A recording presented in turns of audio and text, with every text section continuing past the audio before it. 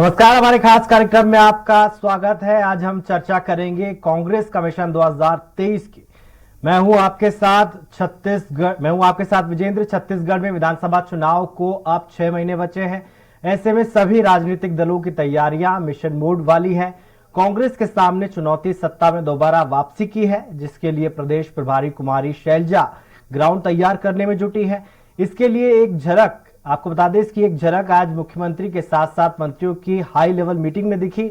शैलजा ने मंत्रियों से 1-to-1 चर्चा भी की, लेकिन सत्ता और संगठन के बीच तालमेल भी दिखता नहीं है और बीजेपी की नजर भी इसी पर है। आखिर क्या बन रही है रणनीति, किस तरह की है चुनौती, देखिए हमारी खास रिपोर्ट में। बनने के बाद पहली बार कुमारी शैलजा ने मुख्यमंत्री और मंत्रियों की एक साथ बैठक ली। बैठक को तो चुनावी रणनीति से जोड़कर देखा ही जा रहा है, लेकिन इसके जरिए मंत्रियों के कामकाज को भी शैलजा ने परखा है। शैलजा ने कहा कि चुनाव की रणनीति और सरकार के कामों को लेकर चर्चा हुई। विधायकों और पदाधिकारियों से पहले चर्चा हो चुकी है। वहीं सत्ता और संगठन के बीच तालमेल को लेकर उन्होंने कहा कि सरकार और संगठन के बीच बेहतर तालमेल बना हुआ है। हमारा ध्यान शासन की योजनाओं को जनता तक पहुंचाने पर है। वहीं मंत्री शिव डहरिया ने कुमारी शैलजा के साथ हुई बैठक पर कहा कि समय समय पर समीक्षा बैठकें होती रहती हैं। मुख्य स्वरूप से बैठक में चुनाव की तैयारियों पर चर्चा हुई। हमारे कामकाज के विषय में प्रदेश प्रभारी को पूरी जानकारी है। देखो, तालमेल ठीक है यहाँ पर, मुझे इतनी कोई, क्योंकि जब हम सब स्टेट्स को देखते हैं और आप भी देखिए, सब राज्यों को देखिए और सभी पार्टियों को देखिए जो भी सत्ता में होती हैं, तो तालमेल तो एक, क्योंकि बीच में प्रशासन की बात होती है, सरकार, प्रशासन और हमारे लोग जो जीत कर आते हैं, जनप्रतिनिधि होते हैं, तो कई बातें बीच में आती हैं। तो इनका सबका तालमेल बाय एंड लार्ज मैं कहूँगी हमारे यहाँ ठीक है। तो छोटी मोटी अगर कोई बात है तो सभी बैठकर मिलजुल कर उसका हल निकालें। निश्चित रूप से हमारी प्रभारी आदरणीय कुमारी शैलजा जी जब से यहाँ प्रभारी बनी है, तब से सक्रिय होकर संगठन के कामों को और सरकार के कामों को नज़दीक से देख रही हैं और उनके इस तरह के बैठक लेने से निश्चित रूप से संगठन के कामों में और सरकार के कामों में सक्रियता आएगी। ये बैठक, इस तरह की बैठकें होती रहनी चाहिए और उनका जो भी निर्देश मिलेगा हम लोग सब उस अनुरूप काम करेंगे। इधर दूसरी तरफ इस बैठक को लेकर बीजेपी की प्रतिक्रिया भी सामने आई है। पूर्व नेता प्रतिपक्ष धर्मलाल कौशिक ने सरकार पर निशाना साधते हुए कहा कि छत्तीसगढ़ में कांग्रेस की सरकार बनने और शैलजा के प्रभारी बनने के बाद पहली संयुक्त बैठक है। सब तरफ चर्चा है। छत्तीसगढ़ में किम नहीं स्कैम चल रहा है। घोटालों पर शैलजा ने चर्चा पर जानकारी ली। बड़ा वादा कर सरकार ने लोगों को धोखा दिया है। इस बैठक से कुछ होने वाला नहीं है। छत्तीसगढ़ में कांग्रेस की सरकार बनने के बाद में और नए प्रभारी आने के बाद में जिस प्रकार से आज संयुक्त बैठक संगठन और कैबिनेट के लिए रही, जो चर्चा का विषय है कि छत्तीसगढ़ में स्कीम नहीं बल्कि स्कैम चल रहा है और जिस प्रकार से चाहे शराब का हो, कोल का हो और अन्य जो स्कैम हुए हैं, निश्चित रूप से उस पर चर्चा किए होंगे, जानकारी लिए होंगे कि कहाँ कितना आया और साथ ही वादा खिलाफी सरकार के द्वारा की गई एक घोषणा पत्र जारी करना और जारी करने के बाद में उसको नकारना, उसको क्रियान्वयन नहीं करना और एक प्रकार से छत्तीसगढ़ के लोगों को धोखा दिया है। आज छत्तीसगढ़ में भ्रष्टाचार चरम सीमा पर है और लगातार लूट की ओर है। जिस प्रकार से कांग्रेस की सरकार बड़े वादे करने के बाद में आज धोखा दिए, 4.5 साल का समय निकल गए और निकलने के बाद में जो दिखावा कर रहे हैं, मुझे लगता है इन सारे विषयों पर जो चुनाव की तैयारी को लेकर के, तो इससे कुछ होने वाला नहीं है। छत्तीसगढ़ में लूट बंद होनी चाहिए, भ्रष्टाचार चरम पर है, ये कैसे उस पर अंकुश लगाएंगे, तमाम ऐसे विषय हैं जिसको प्रभारी को मुझे लगता है नियंत्रित करने की आवश्यकता है। और ये सरकार की वैसे भी विदाई होने वाली है, अब बहुत समीक्षा करने से कोई लाभ मिलेगा नहीं। फिलहाल इस महामंथन से निकला क्या, इसका पता तो आने वाले समय में चलेगा, लेकिन कुमारी शैलजा ने इस बैठक के साथ मंत्रियों को मैसेज तो दे ही दिया है। ग्राउंड पर काम भी चाहिए और परिणाम भी। रायपुर से स्वराज एक्सप्रेस के लिए हेमंत शर्मा की रिपोर्ट।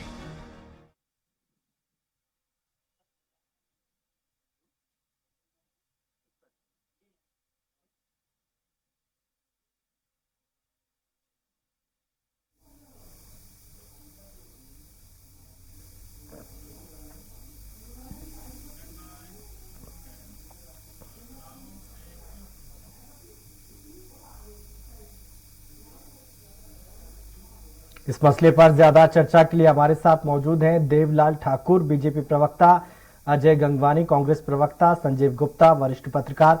आप तीनों का बहुत बहुत स्वागत है। मेरा पहला सवाल गंगवानी जी से है। गंगवानी जी, आप बहुत अच्छे वक्ता हैं, अपनी पार्टी को डिफेंड करते हैं बहुत अच्छे तरीके से, लेकिन धर्मलाल कौशिक कह रहे हैं कि आपकी पार्टी की विदाई होने वाली है, कितनी बैठक कर लें कुछ भी नहीं होने वाला है।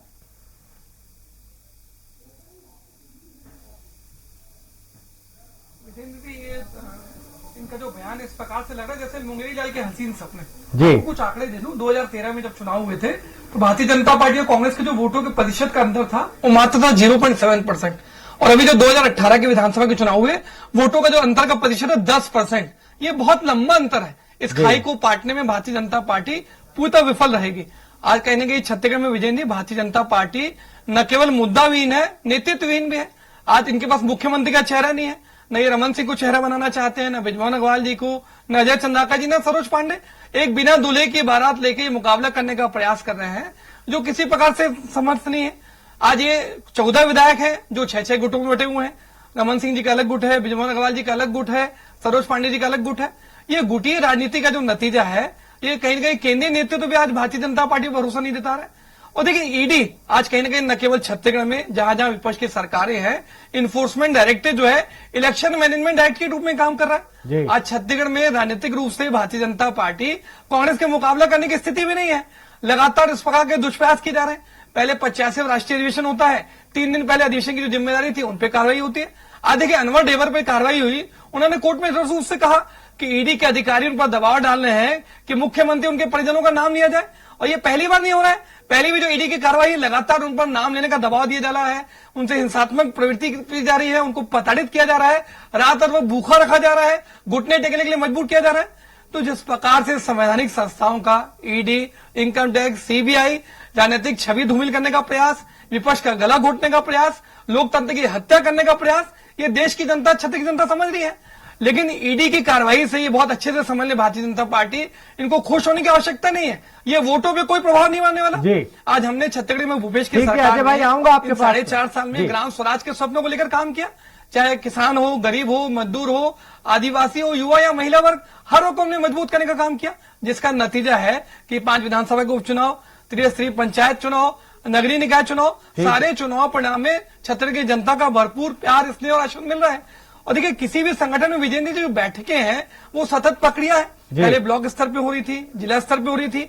आज हमारी कुमारी शैलजा जो प्रभारी हैं, उन्होंने सारे मंत्रियों की बैठक ली, क्योंकि प्रत्येक मंत्री को प्रत्येक जिले का प्रभार है। उनके साथ विधायकों के साथ किस प्रकार से उनका सामंजस्य चल रहा है, कार्यकर्ताओं का क्या फीडबैक है। और माननीय भूपेश बघेल जी स्वयं 80 से ज्यादा विधानसभाओं में पहुंचकर भेंट मुलाकात के माध्यम से सरकारी योजनाओं की कार्यस्थिति, अधिकारियों से मिलकर उनकी योजनाओं का प्रभाव, आज कार्यकर्ता क्या फीडबैक दे रहे हैं, आने वाली विधानसभा चुनाव में जनता क्या सोचती है। जी मैं रुक करूंगा देवलाल जी का। देवलाल जी, 15 साल आपकी सरकार रही, उसके बाद जो चुनाव आया आप 14 सीटों पर सिमट गए। ऐसे में ये कहना कि कांग्रेस की बैठक से कुछ नहीं होगा, अजय जी तो कह रहे हैं कि आपकी पार्टी बिना दूल्हे की बारात है, आपके पास तो सीएम फेस तक नहीं है। देखिए, भारतीय जनता पार्टी भले ही 2018 में चुनाव हारी है, लेकिन 6 महीने बाद ही लोकसभा की जब चुनाव आई तो जनता ने समझ लिया और फिर से एक बार भारतीय जनता पार्टी के पक्ष में मतदान किया। बात कांग्रेसियों को नहीं चाहिए। रही बात छत्तीसगढ़ में भारतीय जनता पार्टी की आगे आने की, तो कहीं ना कहीं ये कांग्रेस की जो सरकार है वो भ्रष्टाचार की पर्याय बन चुकी है, और यहाँ के प्रदेश के जो मुख्यमंत्री हैं ये भ्रष्टाचारी मुख्यमंत्री बन गए हैं। कहीं ना कहीं आप कोल सिंडिकेट चलाकर कोल में भ्रष्टाचार किए, उससे भी आपका जी नहीं भरा तो आपने गरीबों का राशन चावल में भ्रष्टाचार किए। उसके बाद आज 2000 करोड़ रुपए का शराब में भ्रष्टाचार किए। तो कहीं ना कहीं आप लगातार भ्रष्टाचार कर रहे हैं, और भ्रष्टाचारियों को शरण देने वाले लोग कौन है? ये कांग्रेस के लोग ही भ्रष्टाचारियों को शरण देते हैं। और निश्चित रूप से इस प्रदेश में जिस प्रकार से कांग्रेस की सरकार भ्रष्टाचार कर रही है, गरीबों के हक एवं अधिकार में डाका डालने का कार्य कर रही है, इस प्रदेश के मुख्यमंत्री जिस प्रकार से आदिवासी क्षेत्रों के पैसे को डाका और डालकर अपने क्षेत्र में ला रहे हैं, जनजाति क्षेत्रों के लिए जो करोड़ों रुपए की राशि आवंटित होती है, उन राशि का उपयोग ये अपने विधानसभा में कर लेते हैं। आदिवासी समाज के लोग इनका मुंह देखते रहते हैं। आदिवासी बच्चों के मुंह से नेवादा छीनकर ये अपने क्षेत्र में संयंत्र लगा लेते हैं। जहां पर आदिवासी क्षेत्र में देवलाल जी, मेरा संयंत्र सवाल था लगे कि थे, आपके पास सीएम फेस नहीं है, किसके भरोसे आप जाएंगे मैदान में?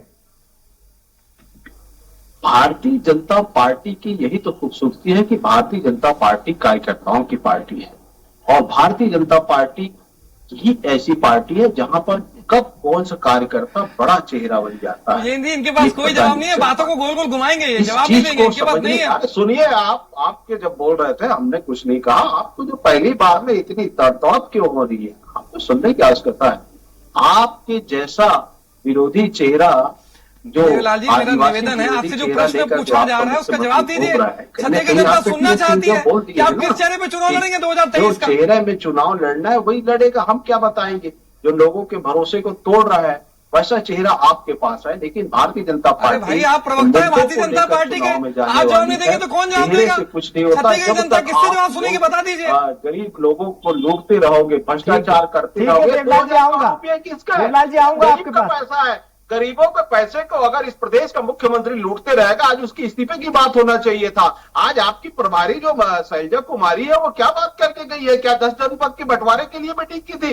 उसको भ्रष्टाचार पर पूछना चाहिए था, इस प्रदेश के मुख्यमंत्री से सारा इस्तीफा ले लेना चाहिए था। लेकिन वो क्या चाहती है? आखिर हिसाब किताब देखने आई थी क्या यहाँ पर? 20,000 करोड़ आ जाता है, बता दीजिए क्यों जवाब नहीं देते मोदी जी? अमित शाह का जवाब क्यों नहीं आता? सेवी का जवाब क्यों नहीं आता? बढ़ावा दे रहा है कि छत्तीसगढ़ का पाइप को यहाँ से बाहर भेजा जा रहा है। देवलाल जी आऊंगा आपके पास। देश मैं के जा रहा हूं, पहलवान जो देश को मेडल दिलाते हैं, देश को गौरव दिलाते हैं। अजय भाई आऊंगा आपके पास में। संजीव जी, आप सालों से सूबे की राजनीति देख रहे हैं, हमको इस्लाम देने के लिए तैयार नहीं है। जी आऊंगा आपके पास। अजय भाई आऊंगा मैं। आपके सामने दो टीम है संजीव जी, एक टीम है कुमारी शैलजा की और चंदन यादव की टीम है, दूसरी तरफ ओम माथुर है और नितिन नबीन है। आपको क्या लगता है दोनों कैसे काम कर रहे हैं अपनी पार्टियों के लिए?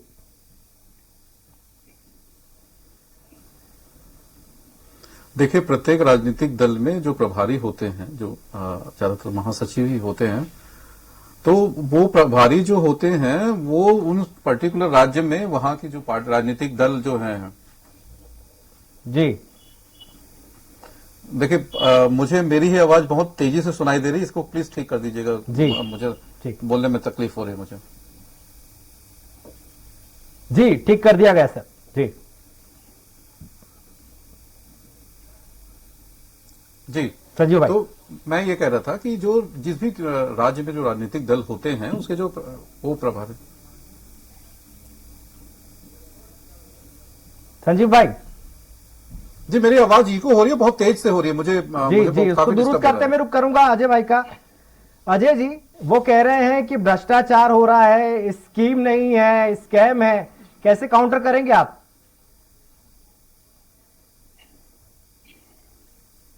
देखिए विजय जी, यही भारतीय जनता पार्टी का चरित्र है। जब राजनीतिक रूप से मुकाबला करने में असमर्थ है तो संवैधानिक संस्थाओं का ईडी, सीबीआई, इनकम टैक्स का दुरुपयोग हो रहा है।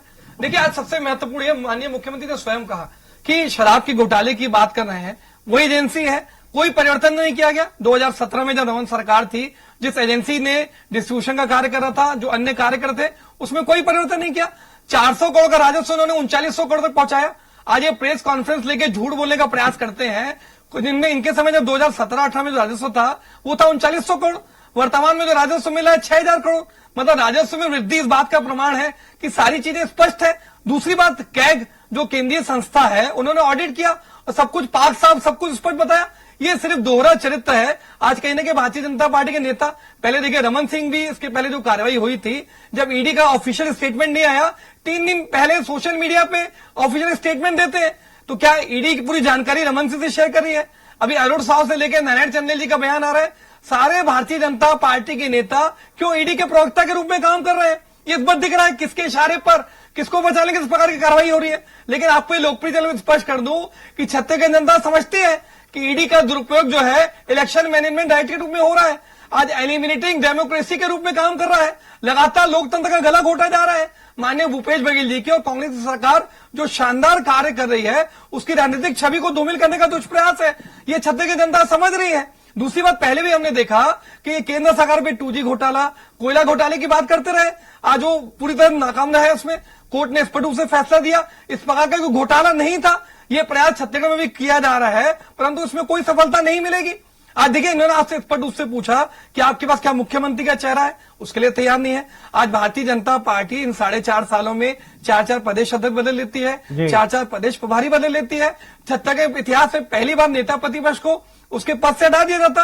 ये किसमें बौखलाहट है, ये इस बात का स्पष्ट नतीजा है। और ये जानते कि आने वाले चुनाव में मुंह की खाने वाले हैं। आज 14 के 14 जो नगर पालिका है उस पर कांग्रेस का कब्जा है, 112 में से 160 जो है नगर पंचायतों में कब्जा, 5 विधानसभा का उपचुनाव, ये सारे चुनाव परिणाम बता रहे हैं कि भारतीय जनता पार्टी 2023 में तो फाइट में नहीं है। 10 सेकंड ले रहा हूं, देखिए कहीं ना कहीं 2023 के 10 सेकंड ले रहा हूं, विजय 10 सेकंड आखिरी ले रहा हूं। 2023 के विधानसभा चुनाव के लिए हमारी पूरी कांग्रेस पार्टी एक ब्लूप्रिंट, एक रोड मैप, एक पूरी कार्य योजना लेकर चल रही है। हम हर तरह से आने वाले चुनाव में 71 सीटों का टारगेट लेकर चल रहे हैं। भारतीय जनता पार्टी अपने 14 सीटों तक पहुंच सके, ये भी मुश्किल नजर आ रहा है। ठीक है संजीव भाई, आपने सुनी दोनों की बातें। एक तरफ एक पार्टी कह रही है कि हमने स्कीम्स लेकर आए हैं, किसानों का भला किया है, अर्थव्यवस्था को बेहतर किया है। दूसरी तरफ बीजेपी कह रही है कि भ्रष्टाचार हो रहा है सिर्फ राज्य में और कुछ भी नहीं हो रहा है। संजीव भाई,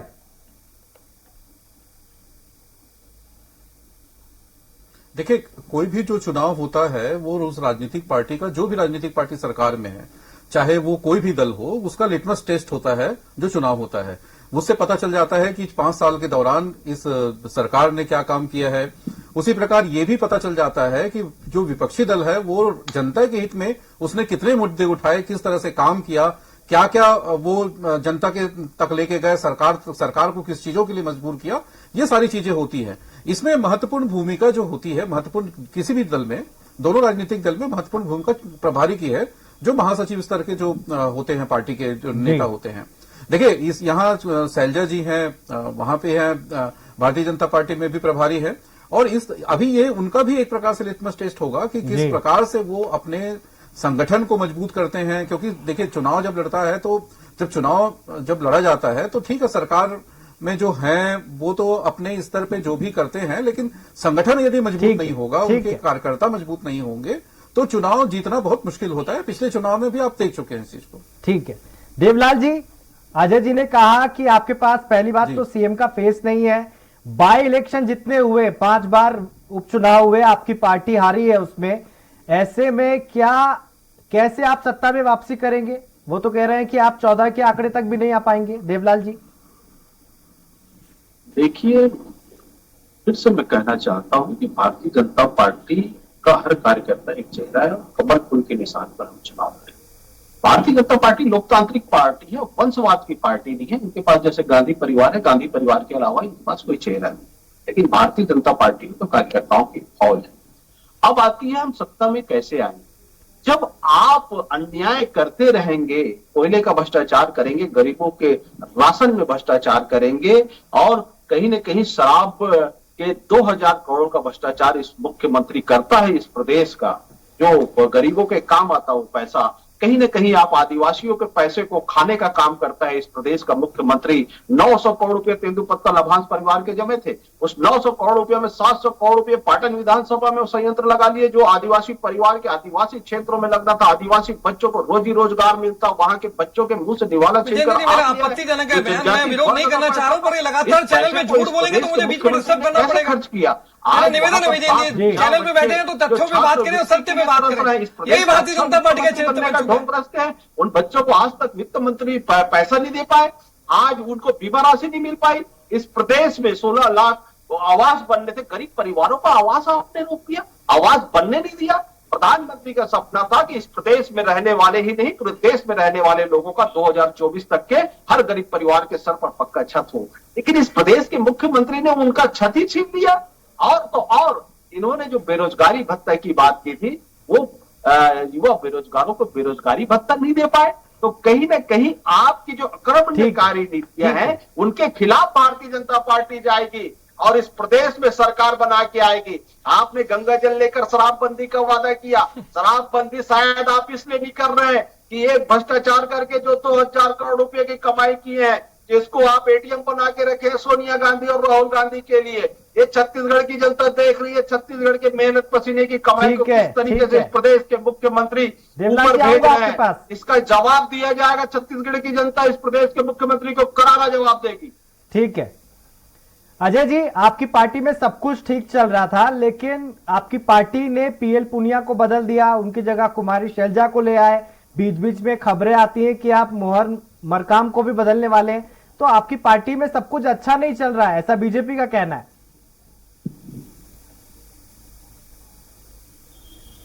देखिए, हमारे पीएल पुनिया जी का कार्यकाल पूरा हुआ, उनके कार्यकाल से पहले नहीं हटाया। ये 4 प्रदेश प्रभारी बदलते हैं, ये 4 सालों में 4 प्रदेश प्रभारी, 4 प्रदेश अध्यक्ष, नेता प्रतिपक्ष, तो ये निष्पन्न नतीजा है। दूसरी बात देखिए, लगातार भ्रष्टाचार की बात करते हैं, ये चैनल में मुझे जवाब देते। 2000 करोड़ के घोटाले की बात करें, उसके पीछे के तथ्य क्या है, आंकड़े क्या है। मेरे 3 प्रश्न का जवाब देला ठाकुर जी दे दे। आज ईडी ने कुल कितनी शराब दुकानों में छापा मारा, कितनी शराब की बोतलें दर्ज की, पहली बात। जो नकली होमग्राउंड कितने दर्ज की, बता दीजिए। फर्जी आंकड़ों पे बात करना बंद करे, छत्तीसगढ़ जनता को मूर्ख बनाना बंद करे। दूसरा सबसे महत्वपूर्ण तथ्य, आज इनके समय 21 लाख फर्जी राशन कार्ड बनाए गए। आज 36,000 करोड़ का नाम घोटाला हुआ, उस पर ईडी क्यों नहीं जांच करती। रमन सिंह की संपत्ति 2008 से 2018 के बीच में 10 गुना बढ़ जाती है, उस पर ईडी क्यों नहीं जांच करती। आज मुख्यमंत्री के पुत्र ब्रांड एम्बेसडर बन के घूमते थे, इनके वहां पर 6,500 करोड़ चिटफंड घोटाला था, उस पर ईडी कोई कार्रवाई नहीं करती। आज जो विपक्ष की छवि खराब करने के लिए दुर्भावनापूर्ण जो कार्रवाई की जा रही है, आपत्तिजनक है। क्या भारतीय जनता पार्टी के नेता पाक साफ है? आज जो भी नेता भारतीय जनता पार्टी में शामिल होता है, उस पर ईडी कार्रवाई नहीं करता। चाहे एकनाथ शिंदे की बात करूं, ज्योतिरादित्य सिंधिया की बात करूं, विश्वा मुंडा की बात करूं, लगातार ऐसे नेता जो ईडी सीबीआई की कार्रवाई चलती है, जैसी भारतीय जनता पार्टी को दबाव के चलते उसमें नियुक्त होते, सारी कार्रवाई समाप्त हो जाती। ये छत्तीसगढ़ जनता जानना चाहती है कि धरमलाल कौशिक जो नेता प्रतिपक्ष है, देवलाल भाई आऊंगा आपके पास, रोकने के लिए हाईकोर्ट में पीआई क्यों लगाते हैं, आखिर किसके इशारे पर।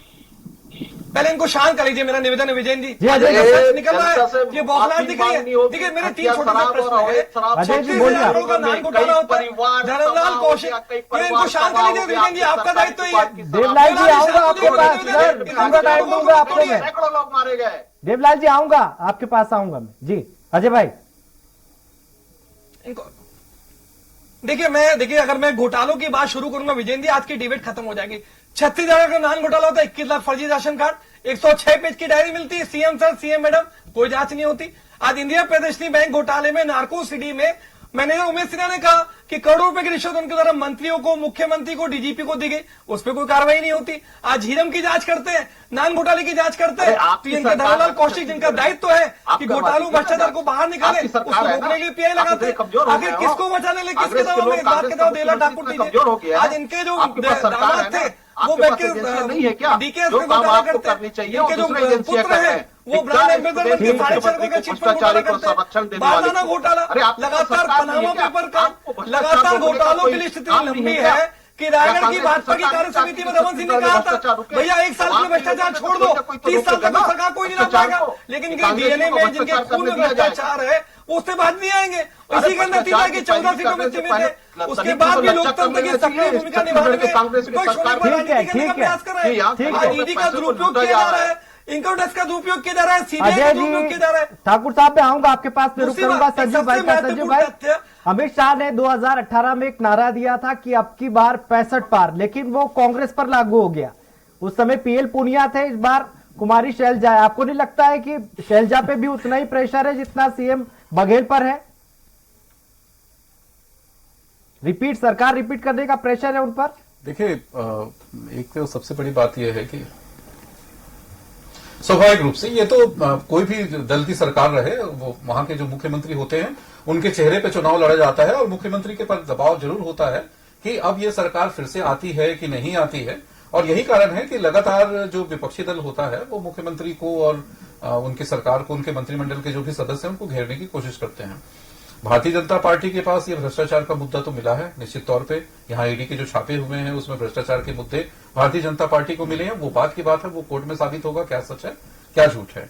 लेकिन सबसे बड़ी बात है कि जो चुनाव होने वाले हैं, चुनाव के पहले जो कवायद हो रही है दोनों पार्टियों की, सिर्फ केवल कांग्रेस कवायद नहीं कर रही, भारतीय जनता पार्टी भी लगातार कवायद कर रही है। तो ये जो चीजें हैं वो लगातार होती रहेंगी और आने वाले समय में इसकी बढ़ोतरी और होगी। अब बात अगर दोनों पार्टियों की है, या आप कह रहे हैं वो जो 65 पार कहा था वो कांग्रेस पर लागू हो गया, स्वाभाविक सी बात है। कांग्रेस ने अपने समय का छत्तीसगढ़ राज्य निर्माण के बाद कांग्रेस ने अपने सबसे जो अभी तक का सबसे बेस्ट का प्रदर्शन माना जाएगा, सबसे बेहतरीन प्रदर्शन था उसका। ठीक है, इसके बाद कितना उस हद तक कायम रहेंगे, वक्त की कमी, एक छोटा सा कमेंट देवलाल जी से। देवलाल जी, बनेगी, ये दोनों कांग्रेस पार्टी बोल रही है कि ओम माथुर आए, नितिन नवीन आए, कोई फर्क नहीं पड़ने वाला है, उनकी सरकार। विजय जी, मेरा एक छोटा सा प्रश्न पूछ लीजिए। वरिष्ठ आदिवासी नेता नंद कुमार साहब पार्टी छोड़ के क्यों चले गए? आदिवासी हितों की बात करते हैं, छोटा सा कमेंट, वक्त की कमी है, जवाब देते छोटा सा। मैं ये कहना चाहता हूँ, नंद कुमार साहब वरिष्ठ आदिवासी नेता क्यों भारतीय जनता पार्टी छोड़ देते हैं? घर छीन लिया, गरीबों का निवाला छीन लिया। ऐसी सरकार को फर्क नहीं पड़ेगा, सिर्फ इनकी सरकार चले जाए। प्रधानमंत्री आवास आपने जितने बनाए उसके 11 समय का अभाव है, इसलिए चर्चा को नहीं विराम देना होगा। आप तीनों का बहुत बहुत शुक्रिया। देवलाल जी आपका बहुत बहुत शुक्रिया। अजय भाई आपका बहुत बहुत शुक्रिया। संजीव गुप्ता जी आपका बहुत बहुत शुक्रिया। 2023 के विधानसभा चुनाव के लिए बीजेपी और कांग्रेस ने अपनी तैयारियां तेज कर दी है। कांग्रेस की सारी कवायद सत्ता बरकरार रखने की है, तो बीजेपी की वापसी की। सीएम भूपेश बघेल के साथ साथ विधानसभा चुनाव कुमारी शैलजा के लिए भी अग्नि परीक्षा से कम नहीं है, क्योंकि चुनाव के नतीजे दोनों नेताओं का भविष्य तय करेंगे। खैर, आपको बता दें आज की चर्चा में इतना ही। आप देखते रहिए स्वराज एक्सप्रेस। नमस्कार।